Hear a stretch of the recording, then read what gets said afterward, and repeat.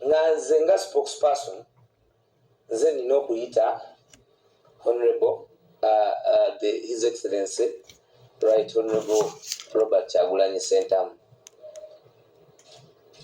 That was the program. Era nga eri acceptable.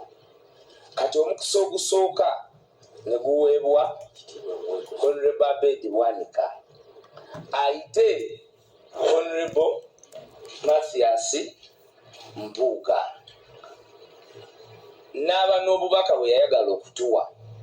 Kyendowooza nti iyo okutuwa obubaka obwo tekyandibadde kivve, kubanga ffe mu National Unity Platform tulwanirira ddembe ly'abantu, freedom of speech, freedom of expression, freedom of okugamba, we want everybody to have a right.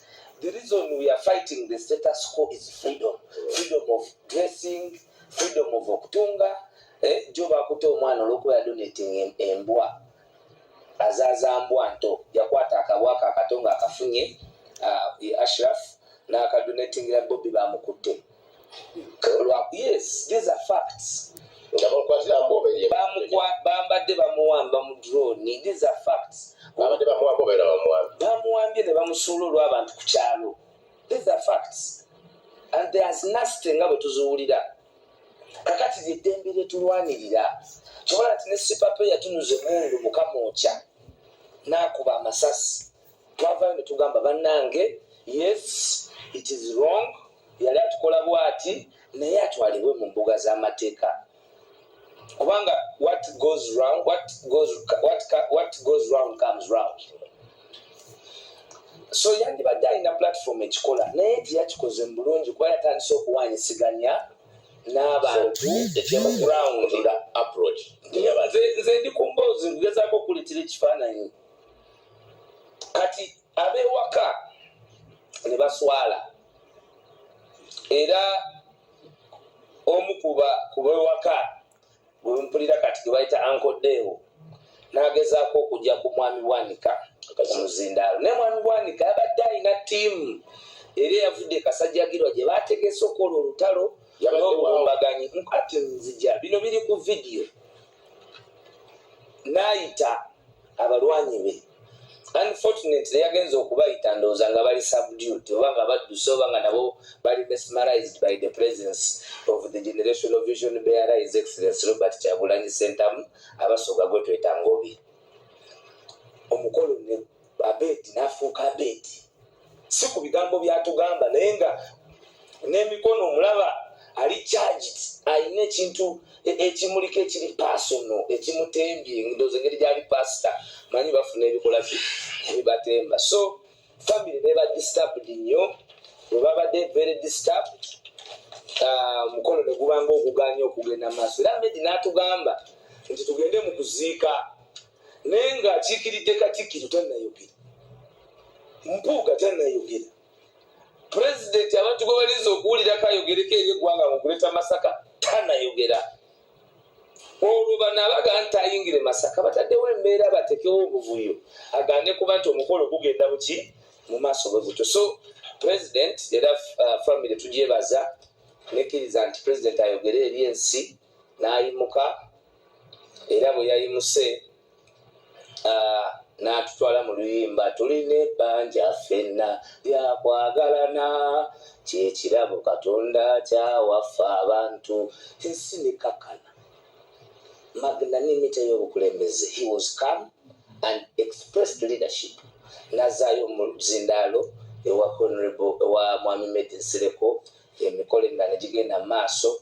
Then Mwami Mpuuga n'alemesebwa okwogera kuba naye yalabye environment nti munna abadde alina okumuyita asiwuse n'empisa. Bwe kyanvudde awo President n'akwata omuzindaalo neetondera ensi olw'obusiiwufu bw'empisa obwa bannaffe.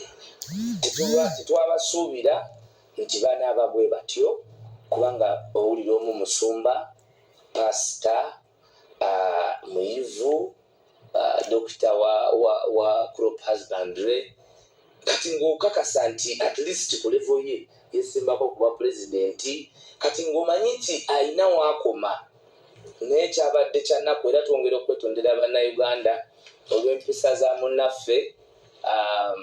Tukakasa nti rehabilitation process tugiwe omukisa, tulabe nti ensonga understandingibwa, kubanga ensonga eno yonna we yava yava ku miliyoni 5 olwaleereza Parliament. Waliwo ebigambo by'omukulu wa Beera byayogera ennyo ng'abikulumiriza bituufu. Kakati ebyo byakusonga omanyi ekirungi bagamba nti kamwa kabi kasasiro gange. Waiswa talina kigambo kyayogera nekitawulirwa. I challenge Dr. Abed Bwanika to produce an audio, a video, ne wenabyogerera ebigambo byayogedde zisinza biyisa mukamu. Munayinza mbalirwa abantu kutunyooma, but nze ennyumba mwe nakulira anzaala nakula muyita his worship. Kitiibwa ekyo bantu batono nnyo abakifuna mu lifetime. His worship. Toyinza kula ng'oyita omuntu father figurehead his worship notaba nampisa nansa. Nze nakolako mu cultural institution nga first personal assistant wa Katwikiro. Obwakyabazinga buno buliko. Naye waliwo endowooza nti I am a weak target. Nti ndi mwangu nnyo okusotta n'okublackmailinga, which is not possible. I'm very formidable in whatever I am doing, kubanga mmanyi lwaki natwala obuvunaanyizibwa okununula abantu baffe. Yakyogedde naye ate bw'okikontextualizinga agamba nti abaana baffe, and I want to take it in the contextual large, obutagamba nti adde agamba nze. Ekisooka nga nze yakulira communications department eya National Unity Platform, twa undertakings okunoonyereza. Tuli mu kunoonyereza kubanga abalumiriza kuba yatugambye nti bamuvuma, ffe tubadde tetukimanyi. Kakati mupanga abantu abamuvuma. Ola singa tupanga, singa naawe bulijjo waayita gulawundi ye twapangiddewo. Naye abantu ffe tuli people power. Buli kyobeeramu gwe manya kasita onaabanga ky'abantu bagenda kusinza amaanyi. Buli kyogenda okukola kyonna, buli bw'onaamanya nti ogenda kikola against us, manya nti for us ffe tetulina mundu. We are backed by the power of the people. Waisanja mukulu w'omushana otunulira embeera eno ne bweri mu kibiina ky'NUP, bino biyinza kuggwawo bitya? Enkulu za Mbale, Katonda w'amaanyi, Katonda wa kisa, nzikiriza nkuwe obubaka buno naye mu bufunze. Mukwano gyaffe abooluganda baffe basomekereze ebyasomye 19 May 2024 this Sunday. Kyangu nnyo okukifuna Google mass readings. Yasomye wa Kereziya.